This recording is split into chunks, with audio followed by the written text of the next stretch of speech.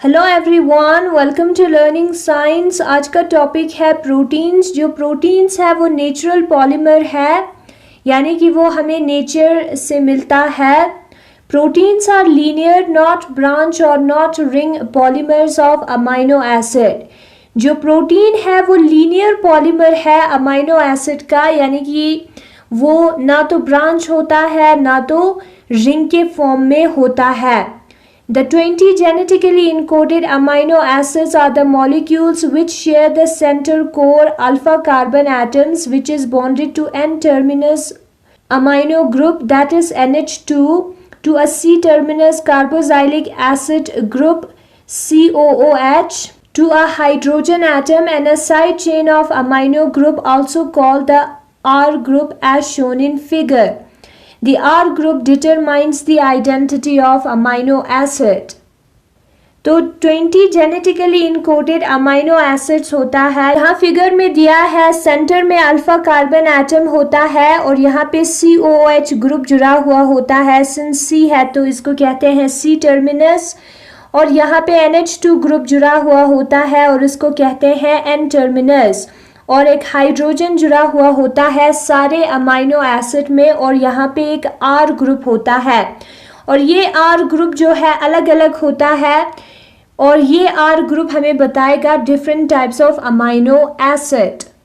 In an aqueous solution at physiological pH about 6.8, the amino group exists in protonated form, that is NH3 positive, and the carboxylic acid group exists in deprotonated form, that is COO negative, thus forming zither ion as shown in figure below. और जब pH जो है वो 6.8 होता है aqueous solution में, तो जो अमाइनो ग्रुप है वो NH3 पॉजिटिव फॉर्म में एग्जिस्ट करता है। यूजुअली NH2 होता है, लेकिन यहाँ पे एक प्रोटॉन आ जाता है, H पॉजिटिव आ जाता है, तो वो NH3 पॉजिटिव फॉर्म में एग्जिस्ट करता है। और जो कार्बोक्सिलिक एसिड ग्रुप है यानी कि COOH ग्रुप है वो डीप्रोटोनेटेड फॉर्म, उसमें से प्रोटॉन रिमूव होता है H पॉजिटिव और वो COO नेगेटिव फॉर्म में एग्जिस्ट करता है, और इस फॉर्म को कहते हैं ज्विटर आयन या डाइपोलर आयन। डाइपोलर इसलिए क्योंकि इसमें दो पोल है, एक है COO नेगेटिव और दूसरा है NH3 पॉजिटिव। यहाँ पे दिया है एक्वस सोल्यूशन में यहाँ पे NH3 पॉजिटिव होता है NH2 के जगह पे, और यहाँ पे COO नेगेटिव होता है COOH के जगह पे, और इस आयन को कहते हैं ज्विटर आयन या डाइपोलर आयन, क्योंकि उस पे दो पोल्स जो है वो प्रेजेंट है। Most of proteins are made up of amino acid of L isomers, but there are also some proteins made of amino acid of D isomers. और जो ज़्यादातर प्रोटीन है वो L आइसोमर के अमाइनो एसिड से बना हुआ होता है, और कुछ जो प्रोटीन है वो D आइसोमर्स के अमाइनो एसिड से बना हुआ होता है। The amino acids in proteins are linked via peptide bonds, which is the type of amide bond as shown in figure below. और प्रोटीन में जो अमाइनो एसिड्स है वो जुड़ा हुआ होता है पेप्टाइड बॉन्ड के थ्रू, जो कि एक अमाइड बॉन्ड का टाइप है, और पेप्टाइड बॉन्ड जो है वो नीचे फिगर में दिया है। तो यहाँ पे जो है पेप्टाइड बॉन्ड दिया है जो कि अमाइड बॉन्ड का एक टाइप है। इस बॉन्ड को हम कहते हैं अमाइड बॉन्ड, तो इसका एक टाइप है पेप्टाइड बॉन्ड, और इस बॉन्ड से जो है अमाइनो एसिड्स प्रोटीन में जुड़ा हुआ होता है।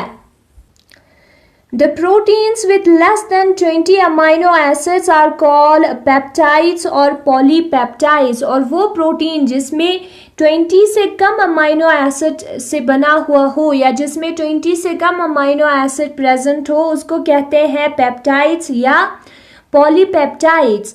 The peptide chain starts from N terminus to C terminus, और जो पेप्टाइड चेन है वो N terminus से स्टार्ट होता है, NH2 वाले साइड से स्टार्ट होता है to C terminus, और वो खत्म होता है C terminus पर।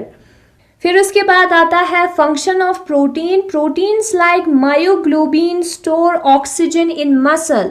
मायोग्लोबिन जो है वो एक प्रोटीन है जो मसल में ऑक्सीजन को स्टोर करता है।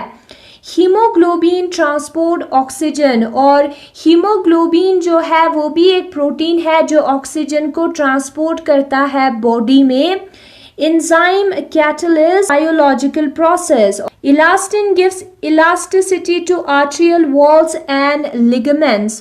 और जो इलास्टिन है वो आर्टियल वॉल्स और लिगामेंट्स को इलास्टिसिटी देता है, वो भी एक प्रोटीन है। अगर आपको पॉलीमर केमिस्ट्री पे नोट्स चाहिए तो उसका लिंक मैंने डिस्क्रिप्शन में दिया है।